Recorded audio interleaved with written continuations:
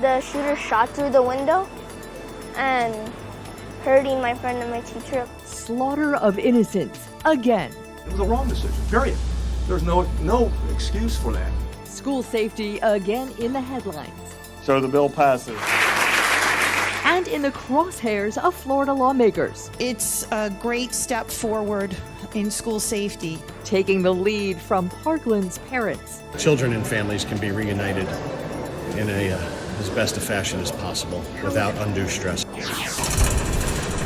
Major changes to condo life. We stood firm in our position, and we were able to get a win here collectively. Lawmakers deliver the legacy of Surfside. At what cost? And now we're putting a number to them, to what they could have been. The big stories of the week and the newsmakers, all live this week in South Florida. Good morning. I'm Glenna Milberg. Michael is off today. Florida's newest school safety bill landed on the governor's desk this week. Pure coincidence, the same week that the nation once again rages at another 19 elementary students and 2 teachers massacred in Uvalde, Texas. And today, the cameras are focused in Uvalde. The president on his way there, and the police response there under scrutiny. In Florida, the school safety bills passed both the House and Senate unanimously last February and March, and now waits for the governor's signature. State Rep Christine Hunschofsky was one of those who delivered the bill in the House. She is a Democrat from Parkland, where she was mayor when a mass shooter forever changed the world for so many at Marjorie Stoneman Douglas High School. Christine, great to see you, and thank you so much for being with us today. Thank you for having me, Glenna. So that bill landed on the governor's desk on Wednesday, and on Thursday and Friday we got notice that he signed a list of bills and that was not on it. Any insight as to why? No, I do believe we have the support of the governor, so I look forward to his signature on this bill in the next couple days, week. Soon.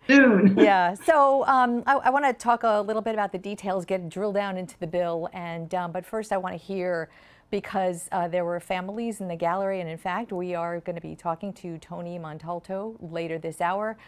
How involved were the Parkland families this time? I know this isn't the first school safety bill for sure, building on what has transpired before, but how involved were the families this time? They were very involved. I worked with Stand with Parkland. They have actually been involved since a couple of days after the shooting. It's been quite remarkable. The initial school safety bill that passed way back in 2018, the parents were very involved then, and they've been involved in every legislative session since. The 2018 bill is really significant, and a lot it's a focus this week because Florida's legislature and then Governor Rick Scott, who is now, of course, a senator, that was such a significant signing of unprecedented, really, in recent history, gun law in Florida in a conservative government because of what happened literally a month after the shooting at Douglas High. And it created the Marjorie Stoneman Douglas Public Safety Commission. So one of the components in this bill is extending that commission another 3 years and adding to the commission's responsibility a list of things, and we'll get into some of them. But what I found most notable is that one of the things that the commission will be responsible for is examining law enforcement response to these shootings. And of course, now that we're watching what happened in Uvalde and how police and law enforcement waited an hour to breach that school, that becomes all the more significant, does it not? Absolutely. I mean, it's really important whenever we're enacting policies to make sure that we're also going back and looking at how those policies are playing out in real life. Are there things that need to be adjusted? Have we learned from other incidents of things we can do better? So I think it's really good that, we don't just pass a policy and say, that's it, we're done, we did a policy, but to continually review and look for continuous improvement on things we can do to make our schools and communities safer. So that's what this safety bill is building upon, and some of the other components of the bill have a lot to do with mental health, and I know you yourself have shepherded a number of mental health in schools bills through the legislature. One signed, as you pointed out to me the other day, signed by the governor already, and that one not only is responsible for identifying behavior and taking care of the mental health of students, but the funding for it, which is critical. If you have an unfunded mandate, it doesn't get done. So frame for me and drill down, if you would, a little bit about the mental health component of the school safety bill, now that we know so much more about the behavior and the common signs that these shooters show. Yeah, if you look through all the school safety bills that have come forward, there have been so many things in there regarding mental health, including that there are teams in the schools to be identifying students who need support.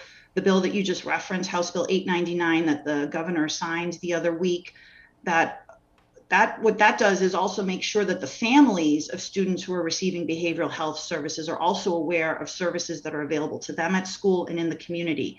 It's important that we're, making sure that everybody gets the support they need, that we're identifying if people are struggling, and to make sure that they are aware of the support services that are needed for them. And we need to continue to fund that. We also need point people at every school who are making sure that students don't fall through the cracks, and also making sure 899 did that as well, with identifying mental health coordinators in every district. And their job is literally to make sure that the policies are being implemented, that they're being followed, and that students are not falling through the cracks. And are they being followed? Are they being implemented? What's been the response? Well, House Bill 899 just passed the other week, so I don't know what the response is on that. But I mean, a lot of the things that we've been doing have been making our schools safer. I'd actually like to also go back to that House Bill or Senate Bill 7026 that was passed back in 2018. With the risk protection orders and the mental health funding that came from there, that's still ongoing and still helping all our schools and communities in Florida. For sure, and the red flag laws, that's what they call the colloquial name, I guess, for the risk protection orders, have been implemented thousands of times since then in Florida, and have proven to be an amazing difference. And then the other part of that, of course, besides mental health and behavior, is the school hardening. And this week we watched how this shooter got into Robb Elementary through a propped open door. Of course, whoever the teacher was that left the back door open probably never in a million years thought that that act would create what we are looking at right now. But the school hardening, as far as capital improvements go, also depend on the behavior of the people within the schools. How is that going? Yeah, I mean, we have not heard of any breaches of any campuses recently. We have single points of entry. That's really important, that there's one place that everybody has to enter and exit, and that those are monitored. We have that. I've checked at the local schools here. They've been doing it with fidelity and due diligence. And I think it's just important that we practice these things and make sure that we never get lax with them. Because sometimes, people, if they're not continually reminded, they might get a false sense of security and think, well, it's not that important this time, and this will just be quick. It'll only be a couple of minutes. But it's just important to continue to follow those policies and just be vigilant. And what a reminder this week. Christine Hunschofsky, please just stay with us for 2 minutes. We have to take a quick break, and we'll be right back.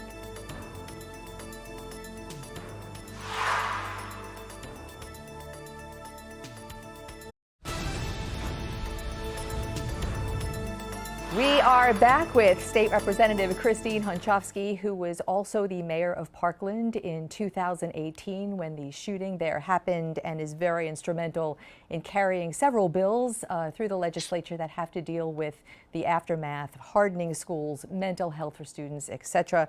Christine, I want to talk to you a little bit about the politics of what you have been doing. We are, as you know, in a year that's just hyper political. This is one of those bills that passed bipartisan. You were, in fact, when it passed the House, you were standing with your counterpart sponsor, Representative Fred Hawkins, Republican from St. Cloud. You got a unanimous response. You're dealing with Parkland families who ascribe to the spectrum of political perspectives. So kind of take us through the politics of doing this and something that's so important to everyone, and everyone with the same goal, but very different ways of getting there. And I just talked for way too long, I suppose, and so Christine's Zoom ended. So what we're going to do now is take a very quick break and see if we can get her back, and stay tuned.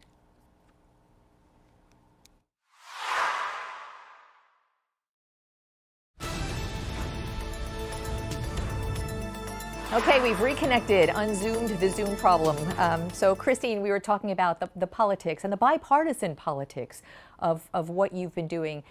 Give us some insight into what we can take away from how all of this went down in such a bipartisan manner about such a politically charged subject. And I appreciate you asking that question, Glenna. I learned right after the shooting, this was so important to not only our community, but every community, that we do something. At that time, we had Senate Bill 7026 that was being heard up in Tallahassee, and there was rumors that it might not pass because of all the politics involved.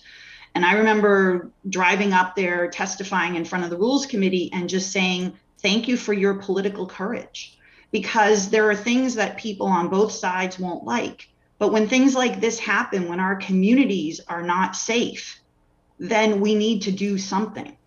And it's finding those common areas that we can agree on and singularly focusing on those, because we can't just allow these things to continually happen. So I meet with everybody and anybody who's willing to listen, who wants to share what their perspective is on things, because that is the only way that we're going to make the changes and the differences that we need to make, not only in the state of Florida, that's what they've done in the state of Florida, but also in this country.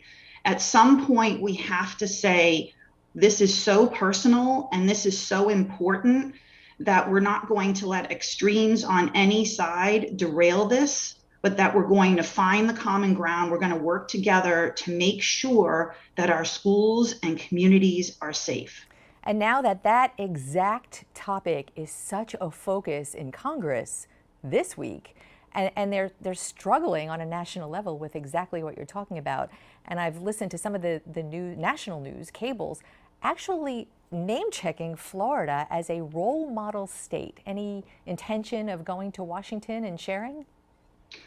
I actually had a trip planned in the beginning of June anyway to DC for another reason, and I'm going to do my best to help in any way I can. Back to the Senate Bill 7026, that was that original model after the shooting. That passed in a bipartisan way, but it was very close. It was 67 votes to 50 votes, and actually the majority of the votes came from Republicans. There was absolutely, leadership had a will to make this happen and to make sure this didn't happen again. And in the end, that's what it takes. It takes leadership in these moments. It takes a will to say, not on my watch. And I'm going to do everything I can in my power to meet with anyone who will listen in order to make a difference. And it starts with the universal background checks, the red flag laws, and just that will to say, I won't let another child, parent, family member die on my watch. And those things that you mentioned are actually supported by such a majority of American people. You would think that kind of compromise on the things people agree on would be so much easier to do. Christine Hunschofsky, so great to have you with us. I so enjoy seeing you in Tallahassee when we're there, and appreciate your time. And I know you are so on this from start to finish. Thank you so much, Glenna. I really appreciate the opportunity to talk about this important subject. Always, of course. And up next, some of the most intense reaction to this week's school shooting came from those in South Florida forever living with that pain and who have pushed to effect change. Marjorie Stoneman Douglas' dad, Tony Montalto, is here live next.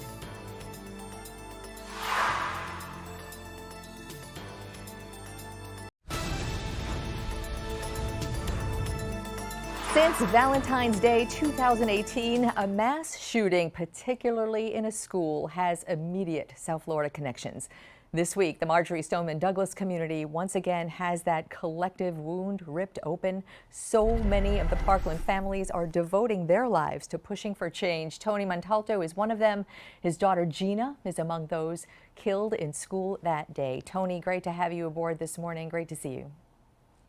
Thank you for having us on board. Of course, this is a very difficult week for our families, as well as the community in Uvalde, Texas.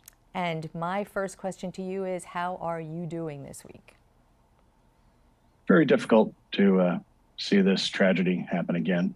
The news of the tragedy brought my family right back to where we were in February of 2018, when we found out that our bright, bubbly, and now forever 14-year-old daughter was murdered at her school. You know, there are, first of all, let me just say, we are beyond appreciative for you to come and be so public as you have been with so many of the families about the pain. I think I told Fred Guttenberg in Tallahassee, you all show us what grief looks like and how to deal with it publicly, and I stand by that. We are watching such similar circumstances in Uvalde play out, from the propped open door at the back of the school to the police who didn't go in. And I wonder, with all the work you've done and your colleagues and families have done to effectuate change in exactly those kinds of issues, what are you thinking? What's your perspective as you watch this play out?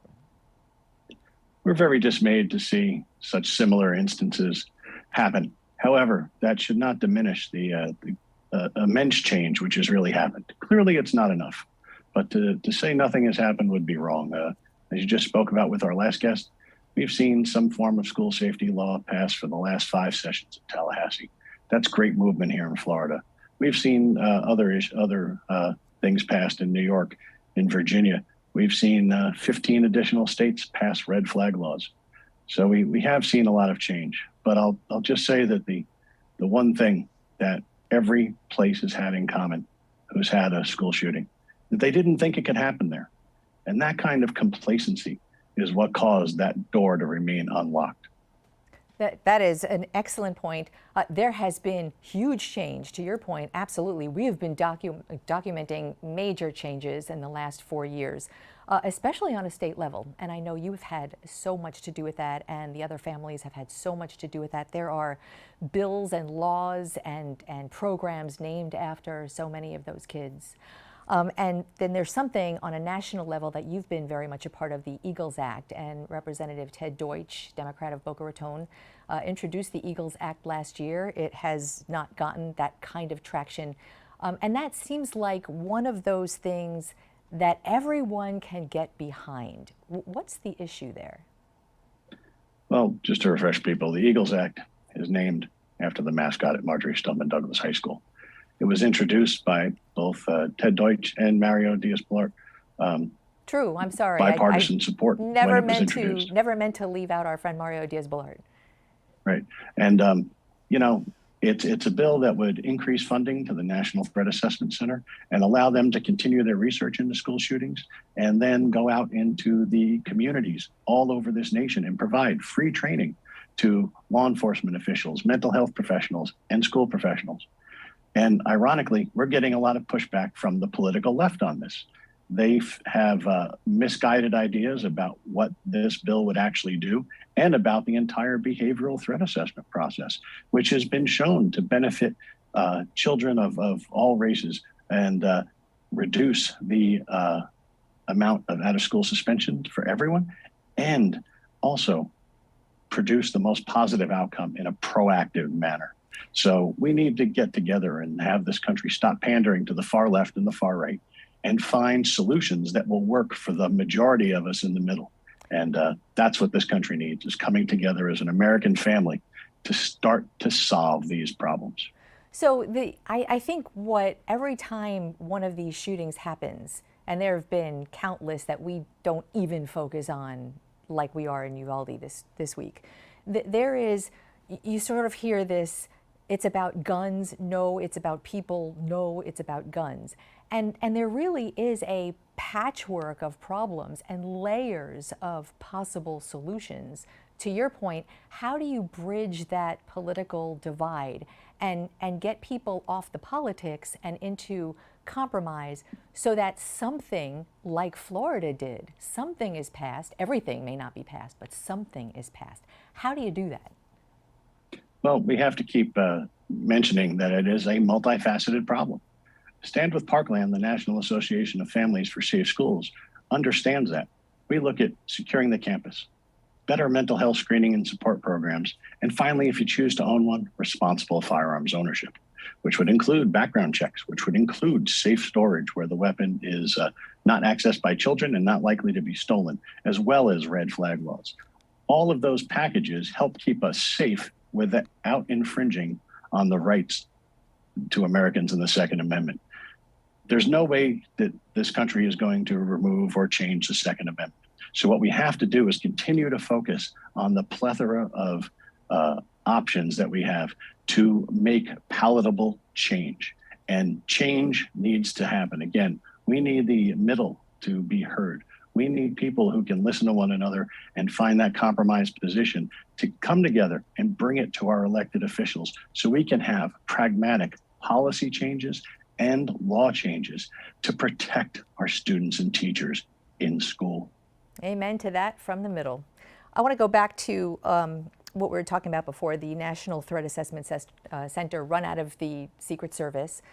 So their report, their annual school threat assessment reports was updated. It may have been updated since 2019. That's the last one I see. Is it 2019 was the last update. And that update had so many lessons learned from the shooting at Douglas High. And what I didn't know at the time that I just learned was that this National Threat Assessment Center and its reports have been around since 1998. That was pre-Columbine that this center has been doing this work. So my question is, what's taken so long for this centers to get the attention and the response that it needs? Well, as with most things, it's financing. And that's why the Eagles Act, which would provide more money to the National Threat Assessment Center to again, continue their research and train people, would be so vital. Max Schachter, Ryan Petty, and I toured the country in 2019 and 2020 when this report came out with the Secret Service team to help them explain and train people on how to do behavioral threat assessments. Additionally, there has been a follow-up report on averted school attacks that came out in 2021 in the spring of last year. That's available at standwithparkland.org on our resources page. And what that showed is that students are in the best position to detect any planning and be able to report that. That's why it's so important to use apps like SaferWatch or Fortify Florida, which we have here. It showed that parents are integral in stopping attacks. And additionally, it showed that school resource officers were helpful in thwarting 66% of the attacks studied. And not by drawing their weapon, but by knowing the kids, talking to them, counseling and creating that mentorship environment so they're aware of what's going on in the schools. This proactive type of approach is the only way we're going to stop these shootings.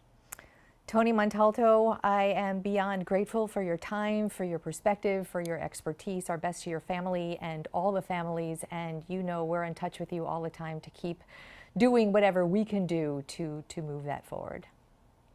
Thank you very much. And I know the nation's appalled by the loss of the students, but please remember the teachers that were taken as well.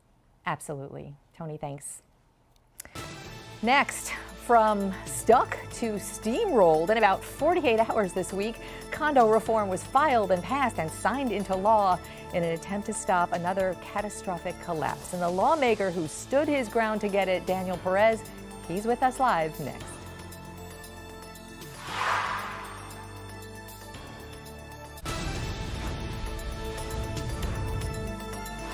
Months after the collapse of Champlain Tower South in Surfside, lawmakers hit an impasse into an attempt to prevent another catastrophe among Florida's aging condo buildings.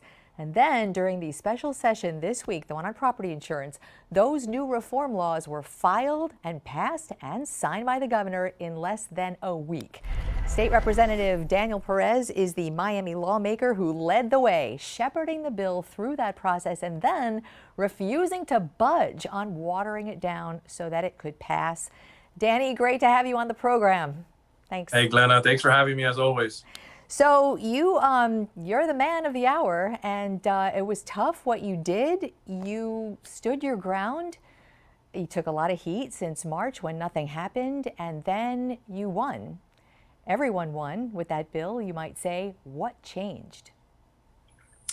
Look, Glenna, it was sad to leave Tallahassee after session without a final product. It was coming back home and answering to my constituents, but more importantly, answering to the families of Surfside where the tragedy took place at the Champlain Towers. You know, answering to them as to why we didn't pass anything was tough. But I explained to them that although I understood their frustration, it was the right thing to do. And, you know, we had made a promise to them almost a year ago when this tragedy took place that we were going to pass something that would actually change condominium associations and condominium reform moving forward. And we hadn't accomplished that during session.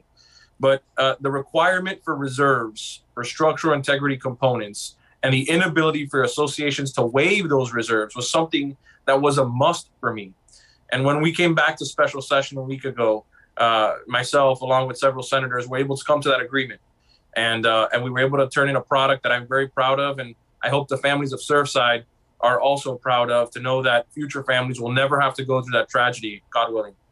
And I know one of those senators is Jason Pizzo of North Miami, and he was one of those we spoke with this week who was very instrumental in coming to that, I want to say compromise, but it really wasn't. They came to see what you were talking about, and I want to drill down into how the reserves played a part for anyone who may not be deep in the weeds with what happened. The reserves that the homeowners associations, all associations, are supposed to keep to fix problems and to maintain the building, they were waived and kicked down the road, so much so that the building deficiencies that were noted in a 2018 engineering's report as being possibly exponentially getting worse were never fixed until right before the collapse is when they started doing that and hitting people with a huge assessment. So that's how important reserves are. But then the yin and yang of that is, what is going to happen to people who live in these older condominiums? 2025 is, according to this law, when they have to come up with those reserves. I mean, what kind of a financial burden might that pose? And the practical effects of that is what? Yeah, look, a lot of the condominiums that haven't been collecting reserves are going to put some of their condominium owners in a tough position. But we have a couple points that we have to make sure that the public understands. One is that these condominium associations are going to have 3 years in order to recuperate the funds for the reserve fund of structural integrity components. How do we come up with that price? What is that dollar amount to make sure that structural integrity components are funded within the reserves? In this bill, we have a requirement for a reserve study to take place every 10 years, at least every 10 years. Some associations will do it more frequently. That reserve study will be done by an engineer, an architect, or a reserve study specialist, which is an actual license, a certificate. Once that study is completed, it will let the association know how much usage is left of several of these structural integrity components, as well as what the price tag will be to have the maintenance from now until the replacement of that component comes to fruition. So, for example, a roof. A roof is a structural integrity component. I do not want a condominium owner to have a special assessment in 20 years, because that's what's left of the usage of the roof, and out of nowhere be hit with a $20,000, $30,000, $40,000 assessment. The whole point of the reserve, outside of safety, which is the number one issue, the other issue is to make sure that the associations are responsible and collecting the funds periodically, as opposed to as on one hit. So the unit owners that are frustrated by the potential fiscal that they're going to get hit with, they're going to get hit with that fiscal anyway. It's just a matter if they're going to be collected periodically or in one lump sum at the end. And at the same time, Glenn, and I'll end with this before your next question, the dollar of the value of a life has no dollar amount. I understand the frustration on the fiscal that this could potentially have if your association hasn't been collecting fees, reserve funds specifically for structural integrity components. But there is no other choice. If all of a sudden your association is requiring that amount, it's because it's necessary in order for your building to be structurally sound. Yeah, and we should point out that not only associations are mandated to take these reserves, but developers as well. And that's pretty huge. And I wonder if you, or how much blowback you got or pushback from developers, the real estate industry, as you were crafting this. Believe it or not, the parties that were involved in this bill were actually good parties to work with. They understood that the reason why we were doing this. And the truth is we were doing this because myself and other senators like U.S. Senator Pizzo were on the ground after Surfside. We never want to see that again. Those mental snapshots I have in my mind, I never want anyone to see them again. And the parties involved in this bill understood that. Even the developers were maybe them pushing these fees down the line at the point of sale as opposed to at the point of construction may not have been in their best favor. But I do have to tip my hat to them. There was never a negative opinion on the other side that was trying to fight us on the issue of reserves. So let me drill down a little bit with you into the other components of this new law. There are more and frequent inspections, and I know in the past year, both Miami-Dade and Broward have done their own, but this is for the rest of Florida. More and frequent inspections, especially of older buildings, especially of buildings near the coast, susceptible to environmental. There are also the records of the inspections must be open not only to the unit owners, not only to people who live there, maybe as renters, but to prospective buyers. And that's a very big deal. Yeah, that is a big deal. Look, the association, the condominium itself has to have those documents readily available, has to be turned into the building official. They have to be reviewed. But my concern was that when people were buying a condominium in a building and they asked for the reserves and where those numbers are and what potential costs are going to come down the line for those structural integrity components, my concern was that because they're not a unit owner or a condominium owner, the association wouldn't want to give them those documents. And that's important because that goes to the value of the unit. And I think a buyer has to have those documents if it's something that they wish to see. So we did make that mandatory in the bill in order for a potential buyer to have those documents in front of them before hitting that green button and purchasing the condominium. So as this law unfolds in practical respects, what do you have any sort of crystal ball? Did you talk about what might happen to some of the older condo buildings? I mean, might they dissolve as condos just under the weight of the maintenance burden and the new financial burdens? Was there any talk of the future of the condo industry and living in a condo just being completely upended and different as we go forward? In order to disassemble a condominium, that exists today. That's an option if they choose to do so. I haven't had that rebuttal from the associations. I have had the concern of the cost within those next 3 years from the unit owners towards the association, but it's how we ended up at 3 years. And when we first started negotiating this bill, honestly, months and months and months ago, we were at a year. And so we went from 1 year to 2 years to then 3 years in order to give some associations the wiggle room to recuperate those funds from the unit owners. So, we did give them some time to get those funds.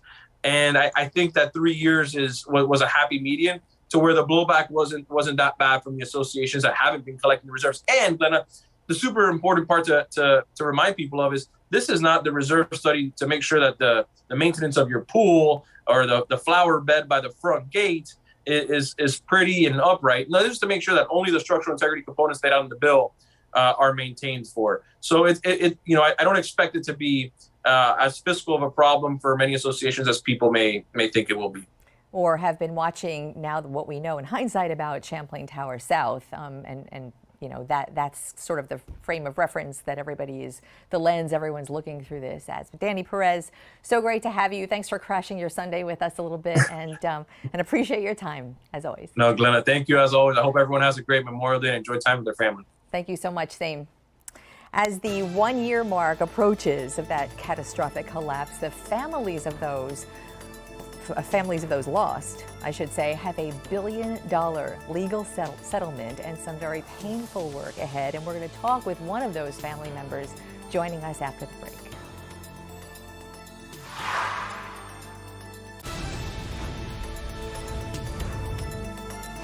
The same week the new condo reform laws passed, the judge in that complicated class action legal case finalized a $1 billion plus settlement for families of those who died in Champlain Tower South. And some of those families have been more publicly outspoken than others. Among them, Martin Langesfeld, whose sister Nikki and brother-in-law Luis died in that collapse.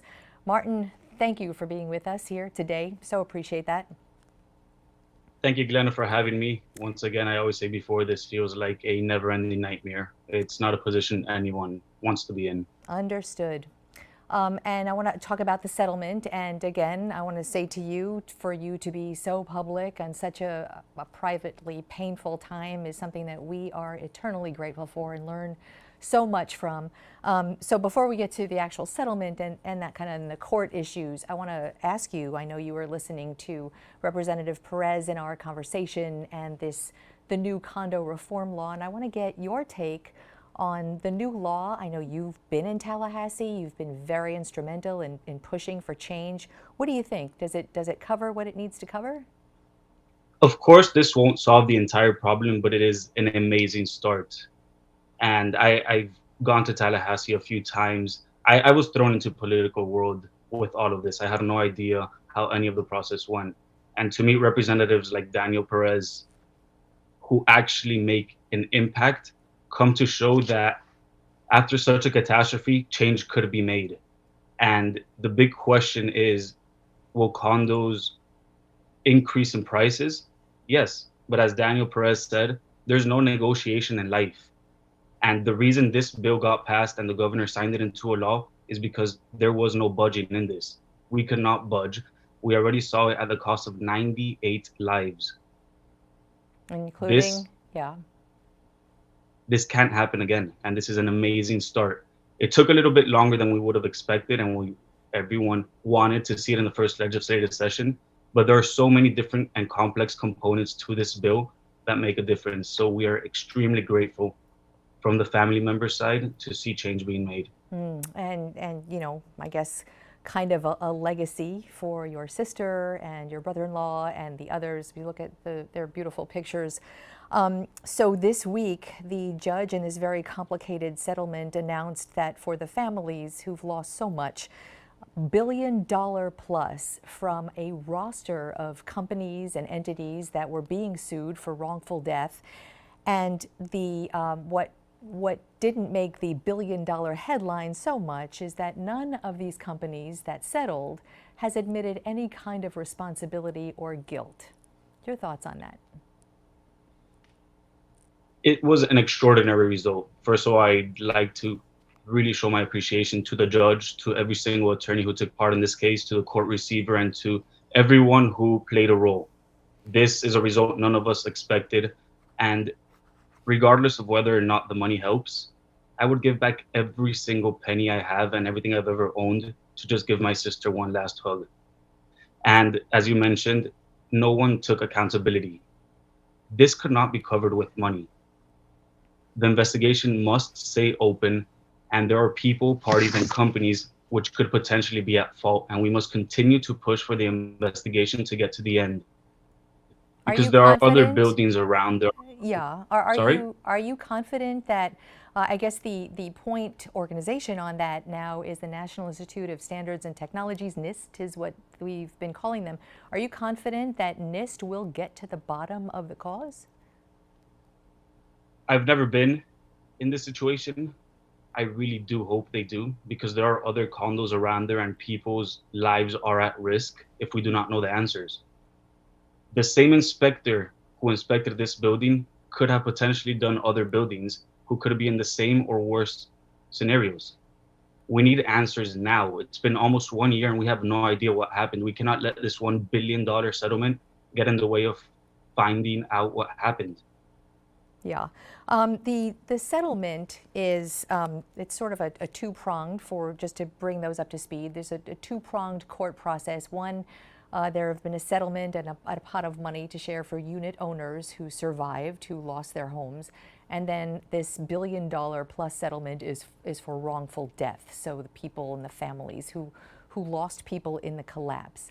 And what the next step of this, now that the settlement has been reached, is to issue the claims, which the judge would like to do by September. And to do that, each family, you will have to fill out forms and have meetings to put a value on the lives of your loved ones. How are you going to do that?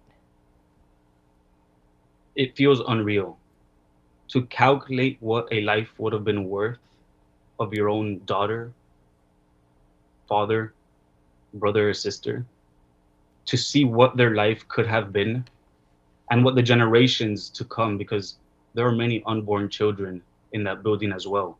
So now it's all paperwork to see what the potential of their lives could have been, which we will never know. It's unheard of. Do you find that there's have you spoken to the court? I mean, this is legal process and purely unemotional legal process. Have you spoken to the attorneys or the judge and maybe, offered a better way? My sister was an attorney. Mm-hmm. She fully trusted the system. We hired our attorneys for a reason, and I, from the bottom of my heart, have the trust in their hands that they will do what's right, because that's what my sister did. That's what she studied for, and that's what she was going to continue to do and live her legacy doing with the justice system. So I am completely okay and trust that the decisions the court makes are the correct decisions. Martin, I want to talk about the sale of the building. The auction never happened. There was only one buyer interested enough to put forth an offer, $120 million accepted. There'll be some process to, of course, follow, but essentially this Dubai developer will be buying the property that CTS stood on, that giant hole in the skyline in Surfside now, and that money is going to be part of the settlement for the unit owners. But I know that there have been some discussions now about building on that property. Dabak, the Dubai developer, is a luxury developer in other parts of the world. We see what they do. What are your thoughts on what should go on that property, and talks about sparing a piece for a memorial? It's no coincidence that there were no other bidders on this land, because here we respect where countless loved ones die. This beautiful, luxurious potential development that's to come came at the cost of 98 lives. It doesn't compare to any land around it.